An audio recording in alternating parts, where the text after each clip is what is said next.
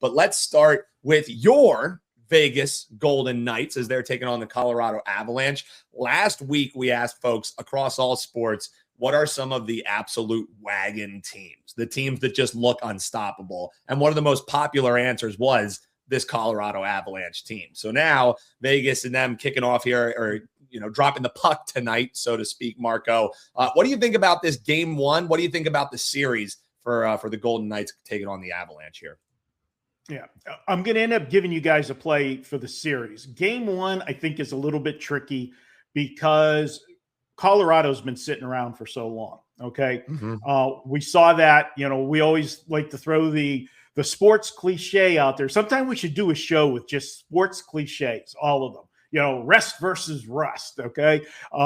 And we saw that, in the first half last night with the Knicks. They were, putrid in the first half, shooting from three. So that is my concern with Colorado in game one tonight, and why I think this is the tricky one for them. I still think they get the win. This has been the best team all year, guys. Let's face it, Colorado from start to finish. Every team goes through their peaks and valleys, but this team, went wire to wire, to use a horse racing term. The thing about it, they're 8-1 in the playoffs. And I'm pretty proud, and I'll pat myself on the back. A couple of weeks ago, when I was on a Friday, I told you I had a 5% play going on Saturday. And that play was Minnesota in game 3 against Colorado. The only game Colorado was lost in the playoffs. And it was a unique situation because Minnesota obviously was down 0-2 going back for game 3. But I had never seen the situation that we had going into game 3. Game 2 was played on Tuesday. They didn't play game 3 until Saturday. That gave Minnesota 3 full days of practice to go to the chalkboard, make changes. And the last thing that you want, if you were Colorado, is to be sitting around when you're on a roll. We talk about it in football coming off the bye week. I don't like teams that go into the bye week on a roll. Last thing you want to do is stop momentum. And that's why I was on Minnesota in that one. So that's their only blemish in the playoffs. Now, everybody's going to talk about Vegas and how good they've played once they fired Bruce Cassidy in a stunning move at the end of the season. Here's the thing on Vegas.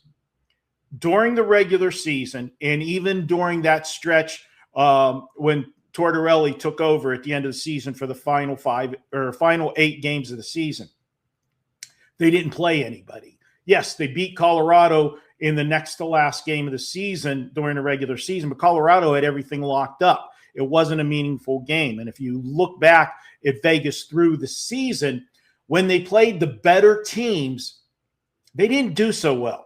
Okay, they beat up on who they were supposed to. They beat up on their division, and the Pacific Division was not as strong as Colorado's.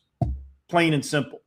And my concern for Vegas is matching up against the best team in hockey. And Vegas, yeah, they steamrolled through the first 2 rounds, but could you have gotten a better draw?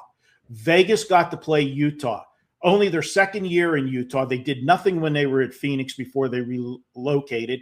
This was a team with no playoff experience. And if you go back to that first series, Vegas was actually down 2-1 after game 3. And they had to go overtime in game 4 and 5 to take over that series. And then whenever they played Anaheim, another team that hasn't been in the playoffs for how long? No playoff experience. And we know Vegas is a veteran team with tons of playoff experience. This team has made the playoffs every year they've been in existence but one. They were tied 2-2 with Anaheim, and then they had a pivotal game 5 that went to overtime. The winner of that game in overtime, coin flip, probably wins that series. So I think Vegas is, looking a little better than they actually are. But I don't want to lay 192, for the big series price. What I am going to do is go series wise, and I'll lay a game and a half, meaning we've got to win this in 6 or less. And by doing that, you can bring that price down to minus 120 or 125.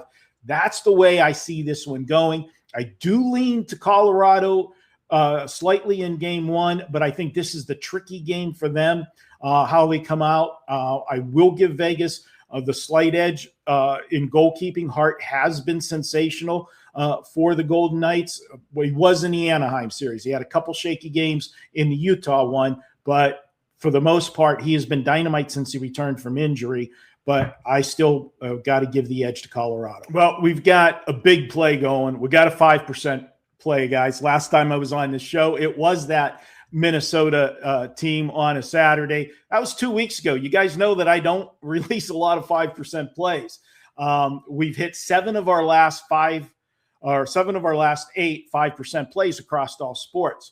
But guys, I'm going to give you a number here. And I had to even double check this morning because I hadn't released the 5% in the NBA all year. And I had to look back at my record.